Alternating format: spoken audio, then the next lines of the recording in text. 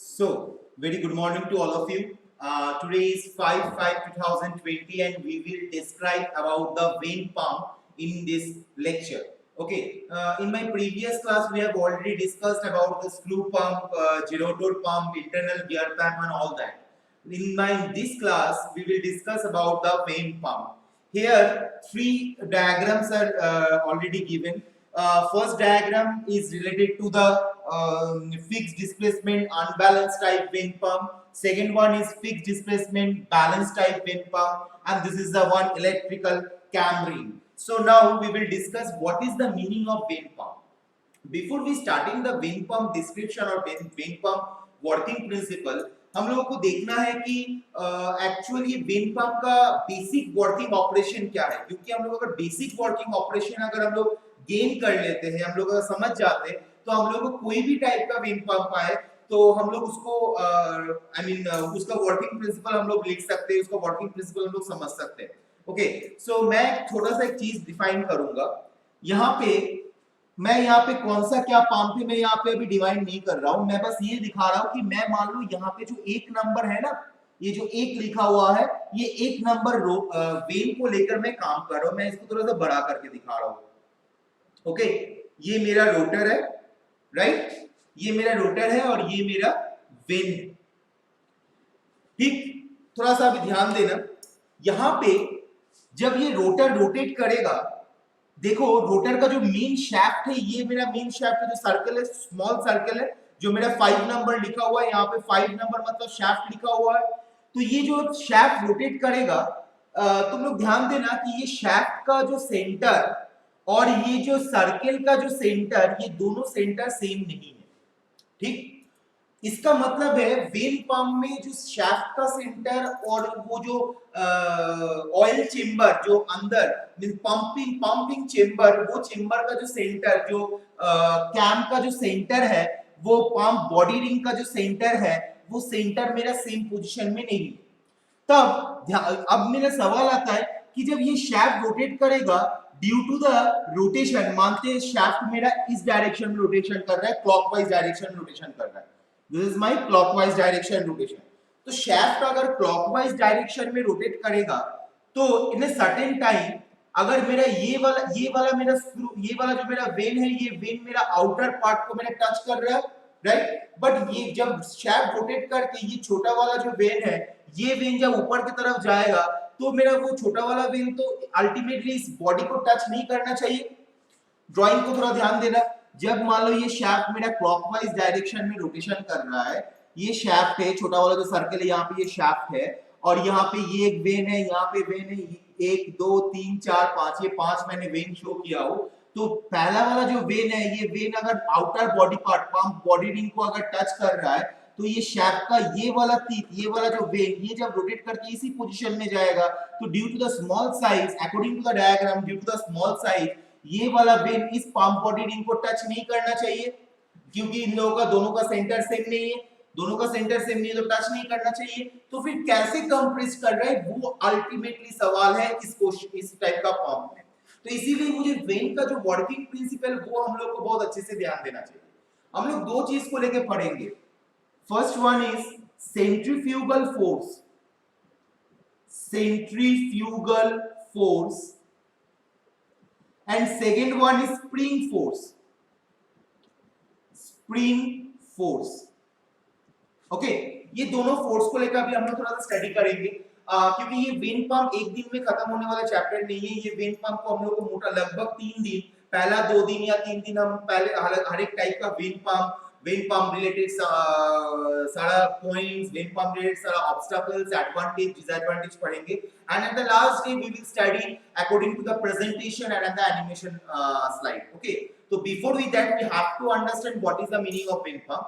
So there are two type of forces working when the shaft is rotating in the clockwise direction or anti-clockwise direction. These two type of forces are working. Centrifugal force के बारे में अगर मैं बोलूंगा, तो तुम लोग थोड़ा ध्यान देना. अगर हम लोग अपना एक उंगली के अंदर, उंगली में एक रस्सी को बांध के, और रस्सी का एक एंड मेरा उंगली में बांधा रहेगा और रस्सी का अलग एंड में एक थोड़ा सा कोई भी एक पत्थर बांध के रखो, और उस उंगली को कंटिन्यूअस बेस में अगर मोशन दोगे, और अचानक से वो रस्सी को यहां से खोल दो, ठीक है, या तो उस रस्सी को पकड़ के इस तरीके से मोशन दो, कंटिन्यूअस मोशन दो, और अचानक से उस रस्सी को छोड़ दो, तो उस रस्सी को छोड़ देने के तुरंत वो जो पत्थर का मोशन है, वो जो ईटा जो लेके तुम उसको रोटेट कर रहे थे, वो पत्थर का मोशन कौन सा डायरेक्शन में होगा, कुछ इस तरीके का होगा। देखो मान लो ये मेरा हैंड का जो पॉइंट है, यहाँ पे मैं रस्सी को पकड़ के रखा हूं, ये मेरा रस्सी है और यहाँ पे एक छोटा सा ईटा रखा हुआ है, ये इसको मैं कंटिन्यूअस सर्कुलर मोशन में रोटेशन कर रहा हूँ, कंटिन्यूअस में सर्कुलर मोशन में रोटेशन कर रहा हूँ इस तरीके से। अचानक से मैं अगर इसको यहाँ से लिफ्ट कर दिया, सेंटर पॉइंट से मैं लिफ्ट कर दिया, मतलब मैं अपने उंगली से वो रस्सी को छोड़ दिया, तो ये जो पत्थर का मोशन है, ये पत्थर का मोशन किस डायरेक्शन में जाएगा, due to tangential, tangent motion ये गेन करेगा। किसका टेंजेंट होगा, वो जो मैं रस्सी का जो रेडियस है, रस्सी का जो रेडियस है, वो रेडियस बराबर जो सर्किल जनरेट हो रहा था मोशन के टाइम पे, जो सर्कुलर मोशन जनरेट हो रहा था, वो सर्कुलर मोशन का टेंजेंट बराबर ये पत्थर मूव करेगा, ठीक। तो this is called my centrifugal force. ठीक वही चीज यहां पे होता है, बट यहां पे कैसे होता है, यहां पे रोटर जब मेरा रोटेट कर रहा है, अब ये एक चीज हुआ, तीन, और एक चीज मुझे थोड़ा सा डिफाइन करना है, मान लेते हैं इसेंट्रिसिटी, इसेंट्रिक, इसेंट्रिक का मतलब क्या है, ये हम लोग को थोड़ा ध्यान देना है।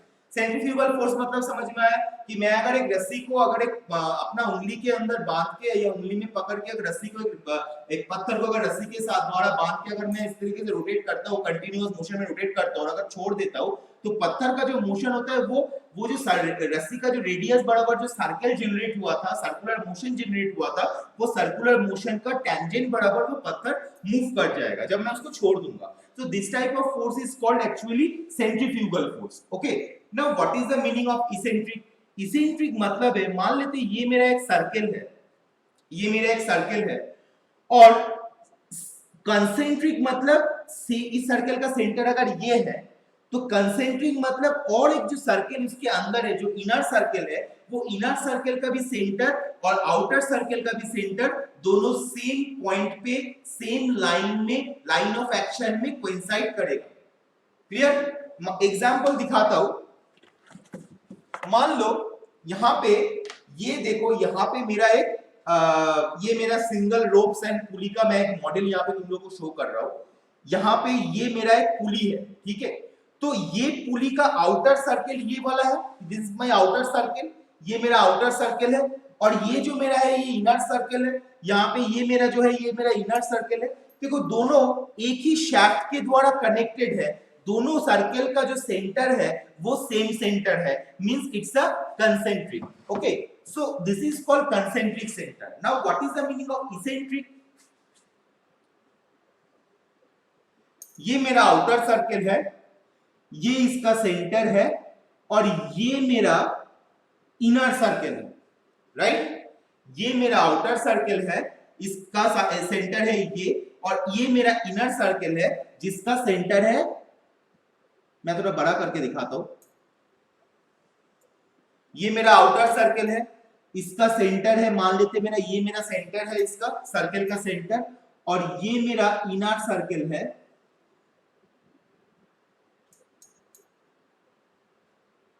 ये मेरा इनर सर्कल है, और इसका सेंटर है मान लेते ये, राइट? तो दोनों सेंटर यहां पे तो मैच नहीं किया है, तो दोनों सेंटर में के बीच ऑब्वियसली एक डिफरेंस है, सर्टेन डिस्टेंस का डिफरेंस है, तो ये जो डिफरेंस हम लोग का जनरेट होता है, ये डिफरेंस को हम लोग बोलते हैं इसेंट्रिक लेंथ। और इस तरीके का जो मोशन होता है, मान लो अगर इनर सर्कल अपना सेंटर के रिस्पेक्ट में मोशन करेगा, तो मान लो ये क्लॉकवाइज मोशन कर रहा है, तो जब ये मोशन करेगा, ये मेरा ए पोजीशन है, ये मेरा बी पोजीशन है, ये मेरा सी पोजीशन है, जब ये ए पोजीशन में आएगा तब इसका पार्ट, ये वाला पार्ट यहाँ पे टच करेगा, जब ये, लेकिन उसी टाइम बी पोजीशन से इसका डिस्टेंस, एक डिस्टेंस मेंटेन होगा, सी पोजीशन से ए पोजीशन के बीच एक डिस्टेंस मेंटेन होगा, फिर ये वाला पॉइंट जब इस बी पोजीशन में आएगा, उस टाइम ऑब्वियसली सी पोजीशन से लेकर ये इस सी पोजीशन में आउटर सर्कल से लेकर इनर सर्कल के बीच का जो डिफरेंस है, और ए पोजीशन में इनर सर्कल से लेकर आउटर सर्कल के बीच का जो डिफरेंस है वो सेम नहीं होगा, क्योंकि तुम लोग यहाँ पे देख सकते हो कि ये मेरा अगर ए पॉइंट है, ए पॉइंट पे देखो आउटर सर्कल के साथ इनर सर्कल का बीच का डिफरेंस बहुत ही कम है, it's actually told it's that it actually considered as negligible, but whereas B position में इनर सर्कल के साथ आउटर सर्कल का difference it's a heavy difference है, और ए सी पोजीशन में इनर सर्कल के साथ आउटर सर्कल का डिफरेंस एक मीडियम डिफरेंस क्रिएट हो रहा है। ये क्यों क्रिएट हो रहा है? क्योंकि दोनों सर्कल का जो सेंटर है that centre is not concentric, दोनों सर्कल का सेंटर है that centre is called eccentric, but here ये दोनों सर्कल का जो सेंटर है, दोनों सेंटर एक ही पॉइंट पे कोइंसाइड कर रहा है, तो ये सर्कल अगर क्लॉकवाइज डायरेक्शन में रोटेशन करता है तो एट एवरी पोजीशन दोनों सर्कल के बीच का जो गैप है वो गैप मेरा इक्वल रहेगा, बट इसेंट्रिक सर्कल के लिए वो मेरा गैप इक्वल नहीं रहेगा। अब अगर मैं पंप का जो डायग्राम में अगर मैं आऊंगा तो तुम लोग ध्यान देना, ये शैफ्ट जब रोटेट करेगा तब ये जो डॉटेड लाइन पे मेरा जो रोटर है, डॉटेड लाइन पे मेरा जो रोटर बना हुआ है, ये रोटर भी ये रोटर जब रोटेट करेगा, शैफ्ट रोटेट करेगा तो रोटर रोटेट करेगा, रोटर रोटेट करेगा तो ये मेरा शैफ्ट के साथ जो मेरा वेन्स लगा हुआ है वो भी रोटेट करेगा। जब वेन्स लगा हुआ है रोटेट करेगा, उस बेसिस में अगर देखा जाए तो ये जो मेरा गैप जनरेट होगा दोनों सर्कल के बीच, क्योंकि ये शैफ्ट ये कैम माने पिस्टन रिंग के साथ या पंप का जो पंप बॉडी रिंग के साथ कंसेंट्रिक नहीं है, इसेंट्रिक है, तो मेरा शैफ्ट रोटेट करेगा तो रोटर रोटेट करेगा, रोटर रोटेट करेगा तो मेरा वेन्स रोटेट करेगा। उस कंडीशन में ये दोनों के बीच जो गैप जनरेट होगा, या दोनों के बीच में जो बी और सी पोजीशन में जो गैप जनरेट होगा, वो gap due to the small size of vane वो गैप को फुलफिल नहीं कर पाएगा, क्योंकि उसको अगर मेरा यहाँ पे ये वाला है तो ये मेरा अगर वेन है तो ये वेन जब इस पोजीशन में जाएगा तो ऑब्वियसली वो मैक्सिमम इतना पोजीशन कवर कर पाएगा, राइट। वो तो ये वाला जो डिस्टेंस रह जा रहा है, ये वाला जो डिस्टेंस रह जा रहा है, ये तो मेरा कवर नहीं कर पा रहा है। तो question is arise how the fluid is getting the actual deserving power from this type of vane pump.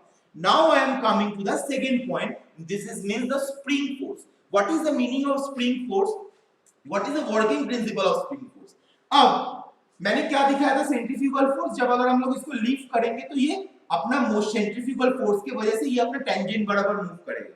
तो ये जो वेन है, वेन मान लो ये वाला जो पार्ट है that part is called vane, ये whole part is called vane, okay, whole part is called vane, but this vane can be extended, ये बढ़ता है और घटता है according to the centrifugal force. मतलब यहां पे मेरा एक स्प्रिंग लगा हुआ रहता है,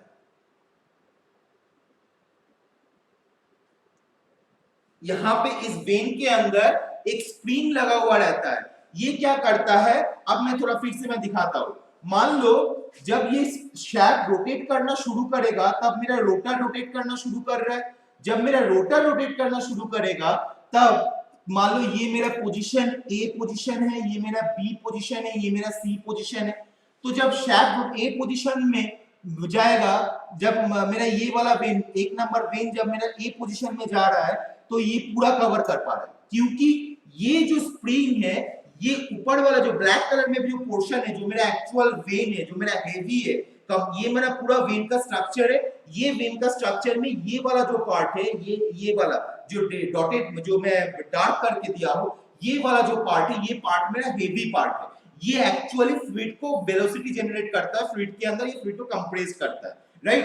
तो ये जो शैफ्ट के, ये जो स्प्रिंग के दौरान, स्प्रिंग क्या होता है, कंप्रेस्ड होता है, बढ़ता है, कंप्रेस्ड होता है, एक्सटेंड होता है। तो ये एक्सटेंड होके ये वेन को यहां तक टच करवाता है, राइट। अब जब फिर से ये वेन बी पोजीशन में आएगा, देखो शैफ्ट से लेकर ए पोजीशन के बीच का डिस्टेंस ध्यान देना, ये अगर मेरा शैफ्ट है, शैफ्ट से मेरा ए पोजीशन के बीच का जो डिस्टेंस है, ये मेरा ए पोजीशन है अकॉर्डिंग टू दिस डायग्राम, ये मेरा ए पोजीशन है, और शैफ्ट से मेरा बी पोजीशन का जो डिस्टेंस है, ये मेरा बी पोजीशन है, शैफ्ट से मेरा सी पोजीशन का जो डिस्टेंस है, तीनों तो सेम नहीं है। तो ए पोजीशन में मुझे इस पार्ट को, ये वाला टॉप पार्ट को मुझे यहाँ पे टच करवाने के लिए मुझे स्प्रिंग को क्या करना पड़ेगा, मुझे स्प्रिंग को एक्सपैंड करना पड़ेगा।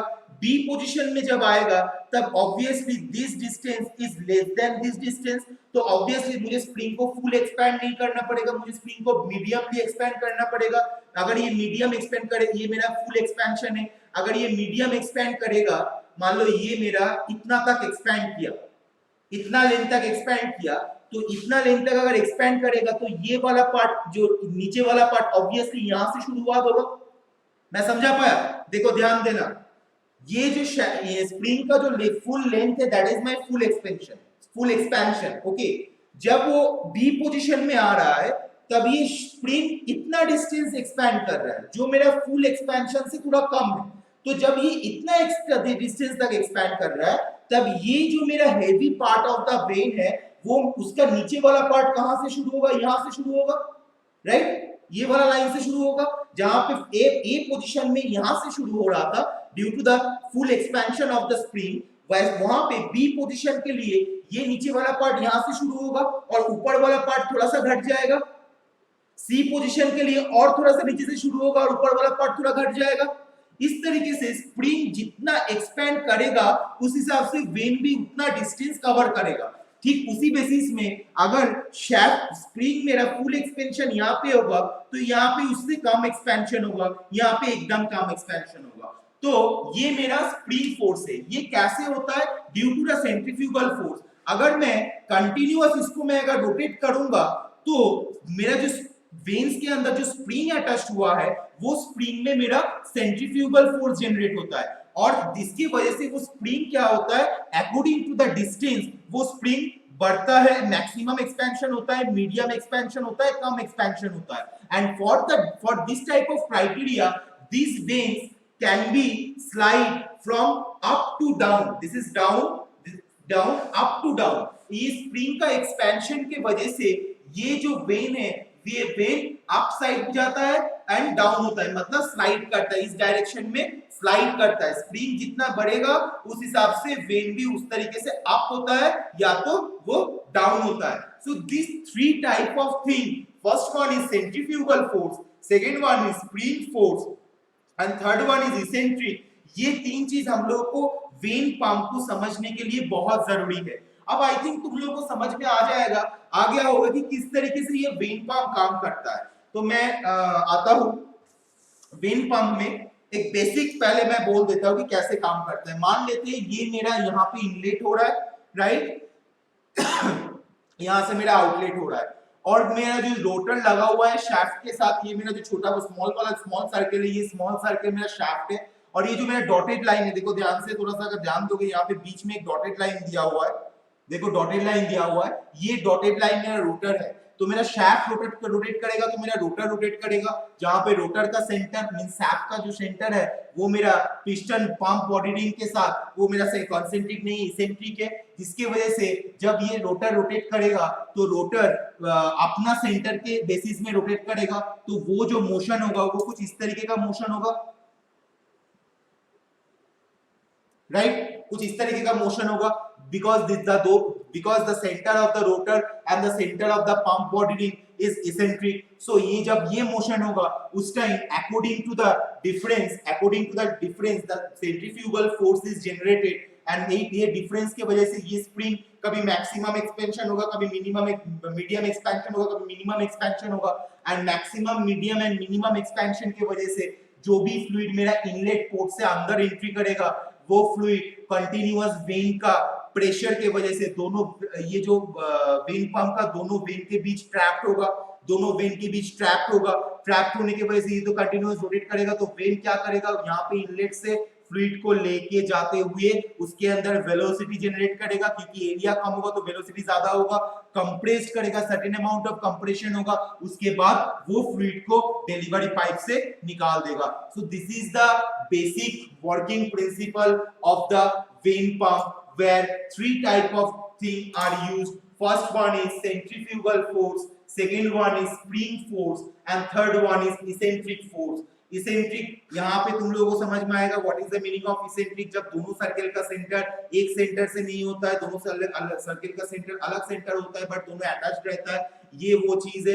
कंसेंट्रिक मतलब मैंने तुम लोगों को दिखाया, कंसेंट्रिक मतलब ये अगर बड़ा सर्कल है और ये अगर छोटा वाला सर्कल है तो दोनों सर्कल का जो सेंटर है वो देखो कंसेंट्रिक है, वो देखो कंसेंट्रिक सर्कल है, राइट? तो ये मेरा इसेंट्रिक हुआ। स्प्रिंग फोर्स देखो according to due to the centrifugal force which is generated into the rotor due to the eccentric position of the circular centre, मतलब सर्कुलर सेंटर का इसेंट्रिक पोजीशन है, that's why centrifugal force generate हुआ। जब centrifugal force generate हुआ उस time एक spring force, जो veins के अंदर जो स्प्रिंग रहता है वो स्प्रिंग का maximum, medium and minimum expansion होता है, जिसकी वजह से वेन जो दोनों सर्कल का रोटर और पिस्टन बॉडी रिंग के बीच का जो डिफरेंस है वो डिफरेंस को कवर करता है due to the maximum, medium and minimum expansion of the spring, and the whole fluid from the inlet is compressed and getting some velocity, getting some pressure into the vane pump, and it is discharged through the outlet of the vane pump. So this is the basic working principle of the vane pump. So now I will define what is the classification of vane pump. In my class, the basic thing of the vane pump has already described. Now I will discuss what are the classification and what are the construction or what are the main component of the vane pump. So I will erase this.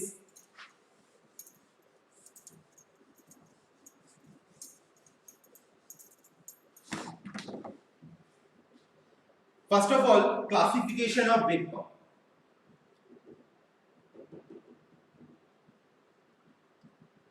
Classification of vane pump. Classification of vane pump, हम लोग when pump को चार part में distribute करते हैं. First one is fixed displacement, FD. FD मतलब fixed displacement unbalanced vane pump. Unbalanced vane pump, fixed displacement unbalanced vane pump. Second one fixed displacement balanced vane pump. Balanced vane pump. Balanced vane pump. Fixed displacement unbalanced vane pump. Fixed displacement balanced vane pump. Fixed displacement balanced vane pump. Third one is variable displacement, VD, variable displacement unbalanced vane pump. Fourth one is variable displacement balanced vane pump. Balanced vane pump. तो हम लोग when pump को total चार part में distribute करते हैं. Fixed displacement unbalanced vane pump, fixed displacement balanced when pump, fixed variable displacement unbalanced vane pump and variable displacement balanced when pump. तो यहाँ पे मैं दो टाइप का पहला दो टाइप ऑफ पंप का मैं ड्राइंग दिखाया हूँ. This is my fixed displacement unbalanced vane pump. Why it is called unbalanced vane pump? I will describe it.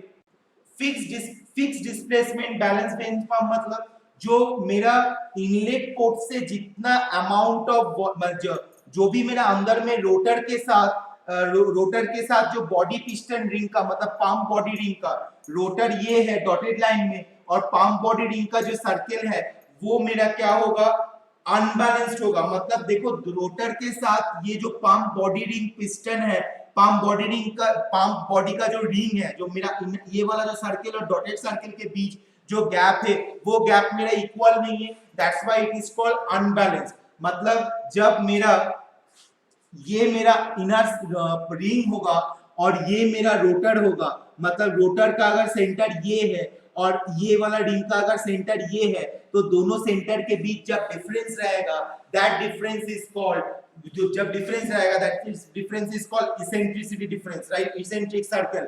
But यहाँ पे जो डिफरेंस क्रिएट हो रहा है that difference is unbalanced, right. Unbalanced means जितना दोनों सर्कल के बीच जो डिफरेंस जनरेट हो रहा है, गैप जनरेट हो रहा है, वो गैप मेरा बैलेंस नहीं है, वो गैप मेरा इक्वल नहीं है. That's why it is called unbalanced vane pump. So here it is the diagram of the unbalanced vane pump, right? अब what is the meaning of fixed displacement balanced vane pump? Fixed displacement balanced vane pump, here we are using, this is my pump body ring, and this is a circular, and we are using the rotor. देखो यहाँ पे दिया हुआ है, this is my pump body ring, and we are using the rotor like this position, like in this way. Okay, here the center will be concentric but the motion, ये इसका जो मान लो ये मेरा प्राइमरी मोशन है, primary position का motion है, और इसका जो मान लो ये पोजीशन, ये अगर ए है, ये अगर बी पोजीशन है, तो ए मान लो ये एंटी क्लॉकवाइज डायरेक्शन में इसका रोटर मूव कर रहा है, ये मेरा रोटर है, अगर एंटी क्लॉकवाइज डायरेक्शन में अगर मेरा रोटर मूव करेगा तो ये पोजीशन जब यहां पे आएगा कुछ इस डायरेक्शन में होगा, ये मेरा ए डैश बनेगा, ये मेरा बी डैश बनेगा, पहला position A B, after rotating the next position is A B dash, और जो मेरा यहाँ पे जो मेरा जो वेन लगा हुआ है, यहाँ पे जो मेरा वेन लगा हुआ है, ये जो मेरा when number 1, when number 2, when number 3, when number 4, तो प्राइमरी पोजीशन ए बी के लिए मेरा वेन देखो 1 एंड 3 सबसे ज्यादा डिस्टेंस कवर कर रहा है, राइट, और 2 एंड 4 सबसे कम डिस्टेंस कवर कर रहा है।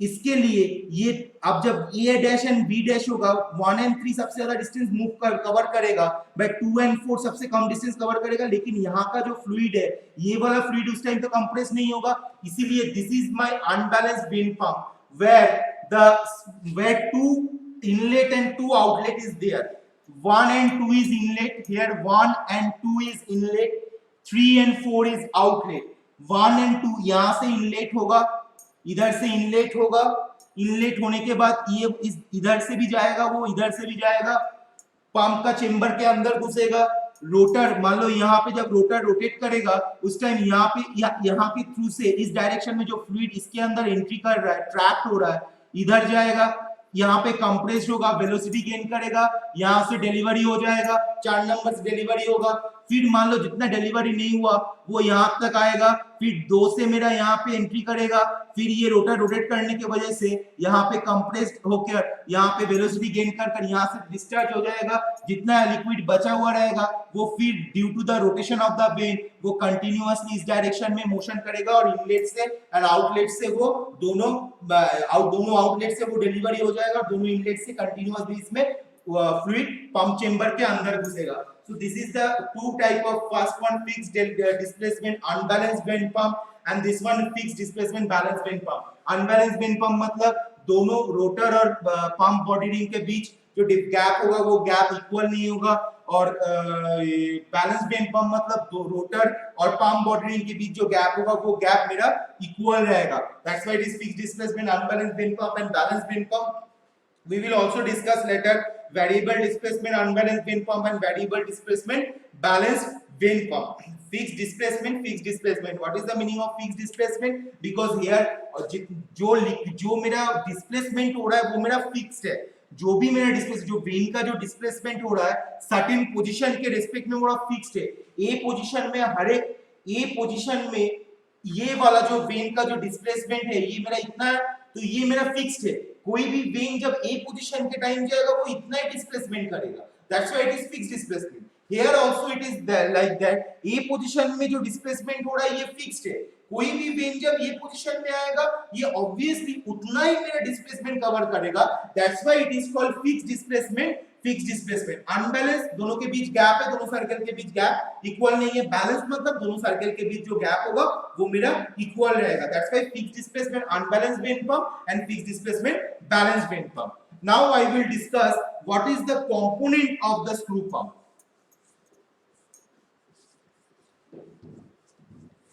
कंपोनेंट या तो कंस्ट्रक्शन बोल सकते हो, कंस्ट्रक्शन और कंपोनेंट ऑफ वेन पंप क्या क्या चीज है। फर्स्ट हियर ये जब भी अगर तुम लोगों को क्वेश्चन यहां से आएगा कि व्हाट आर द कंस्ट्रक्शन और component of the when pump, you have to define this diagram and you have to point out by 1 2 3 4 5 6 and you have to retain the point number 1 is what, point number 2 is what, point number 3 is what. This type of thing should be written in your semester answer sheet. Okay, so first one is driven rotor with slots for vane. First one is vane, देखो यहाँ पे एक number when कहाँ पे, this is my when, this is my when, ये मेरा है when. When मेरा वेन पंप का सबसे मोस्ट मेजर कंपोनेंट है when. Second one is rotor. Where is the rotor is here? In the dotted line, this is the rotor. This rotor is rotated by the shaft. This dotted line is called the rotor. ये rotor के साथ ये मान लो ये मेरा rotor है, यहाँ पे ध्यान देना, ये मेरा मान लो rotor है, right?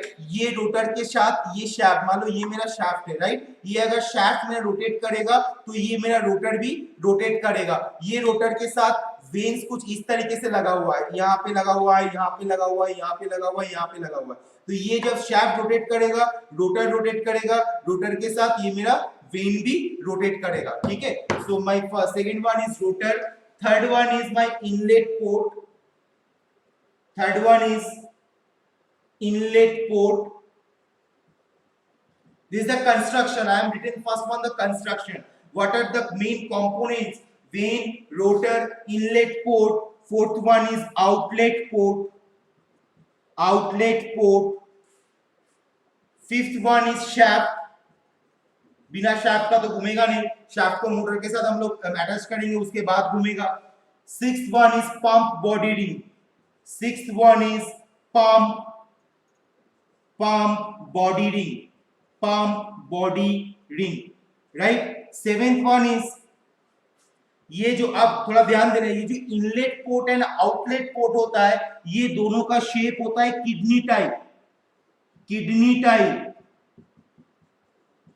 Inlet port and outlet port होता है। देखो यहाँ पे जो ये जो इस तरीके से लगा हुआ है ना, यहाँ पे इस तरीके से लगा हुआ है, यहाँ पे इस तरीके से लगा हुआ है। देखो ये और ये 3 and 4, where is 4 is here, 3 is here, ये 3 and 4, ये जो इन दोनों का जो शेप होगा, that is my kidney type shape, right? Next pump body ring. Pump body ring, this is called pump body ring. ये जो मेरा 6 number है, 6 number is called pump body ring, which is stationary circular ring. Okay, next is housing. Last one is housing. Housing मतलब देखो मैं यहाँ पे एक रेक्टेंगुलर शेप के अंदर मैं ये पूरा पंप को मैंने रखा हूँ, तो this rectangular shape is called housing. यहाँ पे भी मान लो अगर मैं इसको सर्कुलर बेस में रखता हूँ, this is my called housing. So one housing should be there because housing is made for the pumps, for stable the pump, for reduce the vibration, reduce the noise, and for making stable with the base of the pump. So that's why this housing is required. So these are the construction and components of the vane pump. First one is vane, which is there, vane. Second one is rotor, this dotted line are the rotor. Third one is inlet port, this is the inlet port, this is the outlet port. Fourth one outlet port, kidney type shape is there, inlet port and outlet port. Fifth one is shaft, this small circular is defined as a shaft. Sixth one is pump body ring, and seventh one is housing. Housing के अंदर पूरा pump का पूरा construction, पूरा structure मेरा housing के pump का housing के अंदर रहता है। So today now I am concluding my class. In my today's class we have already described centrifugal force, spring force, eccentricity, what is the meaning of eccentricity, how the vane is moved in a sliding motion in the pump chamber, and what are the construction and component, what are the classification of vane pump we have already discussed. In my next class we will discuss some balanced vane pump and unbalanced vane pump. Already I have discussed the unbalanced vane pump. I think that we should not or continue the unbalanced vane pump working principle. If it is required I will discuss also in my next class. So in my next class we will discuss unbalanced vane pump and balanced vane pump working principle and construction. Okay, so thank you for attending my class. Have a nice day, stay home and save life. Thank you.